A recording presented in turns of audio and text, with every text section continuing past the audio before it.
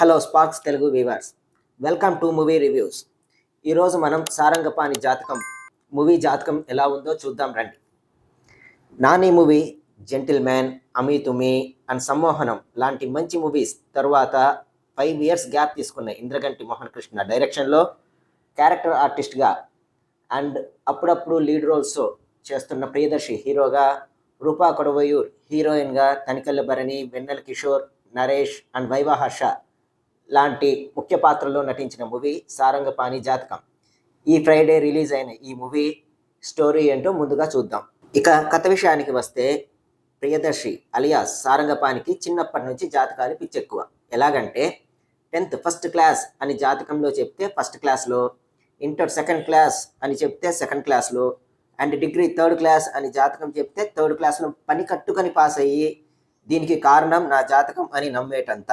Cut చేస్తే, ఈరోజు నీ లైఫ్లోనే మంచి రోజు అని తెలుసుకున్న హీరోయిన్తో లవ్ సెట్ చేసుకొని ఎంగేజ్మెంట్ కంప్లీట్ చేసుకున్న సారంగపాణి పబ్లో మన వేణుస్వామి లాంటి వామాచార ఆస్ట్రాలజర్ అవసరాల శ్రీనివాస్ని కలిసి జాతకం చెప్పించుకుంటాడు.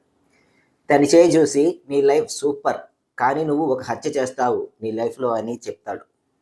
ఈ జాతకాల పిచ్చోడు అది నమ్మి పెళ్లికి ముందే ఆ ఒక హత్య చేసి ఏ ప్రాబ్లం లేకుండా హ్యాపీగా లవర్తో సెట్ అవ్వాలని డిసైడ్ చేసుకుంటాడు. ఇంతకీ తను హత్య చేయడానికి ఎవరిని సెలెక్ట్ చేసుకున్నాడు, ఎందుకు సెలెక్ట్ చేసుకున్నాడు, ఎవరిని ముందు చంపాలనుకున్నాడు, సెలెక్ట్ చేసుకున్న పర్సన్ని చంపాడా లేదా, కారణం ఏంటి, హీరోయిన్తో తన మ్యారేజ్ జరిగిందా లేదా అనేది మిగిలిన కథ.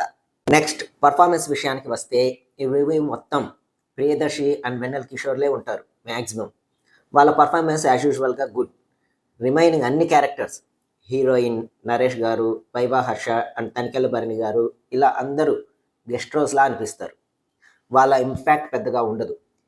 ఫస్ట్ హాఫ్ విషయానికి వస్తే, లవ్, ఎంగేజ్మెంట్ అండ్ ఎవరిని చంపాలి అని సర్చింగ్తో ఏమాత్రం ఎంగేజ్ చేయని కామెడీ సీన్స్తో నడుస్తుంది ఈ మూవీ అంతా. చాలా బోరింగ్గా ఉంటుంది. పోనీ సెకండ్ హాఫ్ ఉంది కదా, ఇక్కడైనా ఫన్ ఉంటుంది అనుకుంటే అది కూడా కష్టమే. ఫ్లాట్ నరేషన్తో, ప్రెడిక్టబుల్ ట్విస్ట్తో, పెద్దగా ఫన్నీ ఎలిమెంట్స్ లేకుండానే నడుస్తుంది ఈ మూవీ. ఉన్న అన్ని క్యారెక్టర్స్ని ఒకే చోటకి తెచ్చి ఆ సీన్స్, రీజన్స్ అతికించినట్టు చాలా సిల్లీగా ఉంటాయి.